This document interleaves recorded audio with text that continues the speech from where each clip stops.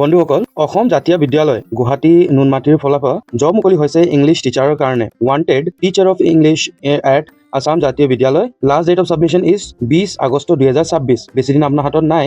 আপোনাক fill up কৰিবলৈ কাৰণে আপোনাক www.assamjatiovidyalay.com এইটো ৱেবছাইটত আপুনি যাব লাগিব। এইটো এটা শ্বৰ্ট নটিফিকেশ্যন আছে, ইয়াৰে তলত আপোনাক ডিটেইলকৈ নটিফিকেশ্যনটো দিয়া আছে। আমি সেইটো চাই লওঁ। Post of teacher English in Assam জাতীয় বিদ্যালয় নুনমাটি গুৱাহাটী। এলিজিবিলিটি আপোনাৰ আছে masters in the subject concerned, মানে ইংলিছত আপোনাৰ মাষ্টাৰ্ছ লাগিব।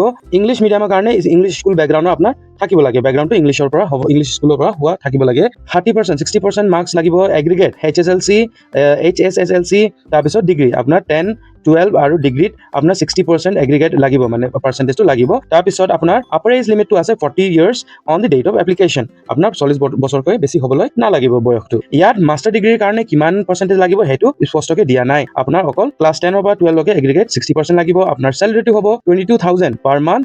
আৰু আদাৰ টাৰ্মছ এণ্ড কণ্ডিশ্যন আছে son বা daughter of the candidate if any must take education in Assamese medium in school level if he she is appointed in AJB। এইটো স্কুলত আপোনাৰ ল'ৰা বা ছোৱালীয়ে এডুকেশ্যন ল'ব লাগিব যদি আপোনাৰ তাত নিযুক্তিটো হয়। Candidates are to submit required information in Assam Jatiya Vidyalay's own application form to be downloaded from the website। এইটো ৱেবছাইটত গৈ কিনে আপোনাক মেনুত গৈ কিনে ফৰ্মছত গৈ কিনে application form for the post of teacher, এইটো এটা এপ্লিকেশ্যন ফৰ্ম আপোনাক ডাউনলোড কৰিব লাগিব। সেইটো ফিল কৰি কিনে আপোনাক ছাবমিট কৰিব লাগিব। Such applications in any other format will be rejected। আপোনাৰ বেলেগ এপ্লিকেশ্যন বা বায়'ডাটা নিজৰ হিচাপে দিলে আপুনি এইটোতো ৰিজেক্ট হৈ যাব। সেইকাৰণে আপোনাক এইটোৱে এপ্লিকেশ্যন ফৰ্মটো ডাউনলোড কৰিব লাগিব। নম্বৰ 3 টো আছে such filled in forms should be sent to আপোনাৰ ইমেইল আইডিত পঠিয়াব লাগিব jobs@asambidbidwalay@gmail.com। এইটো ইমেইল আইডিত আপোনাক পঠিয়াব লাগিব। No other copies of any certificates are to be sent except the online application form। আপোনাক খালি এপ্লিকেশ্যন ফৰ্মে পঠিয়াব লাগিব আৰু কোনো ডকুমেণ্ট পঠিয়াবলৈ কাৰণে জৰুৰত নাই। মানে এইটো এপ্লিকেশ্যন ফৰ্মটো যোনটো থাকে সেইটো আপোনাৰ অলমষ্ট গোটেইখিনি ডিটেইলছো থাকিব। এণ্ড মে বি আপোনাৰ যেতিয়া নিযুক্তিটো হ'ব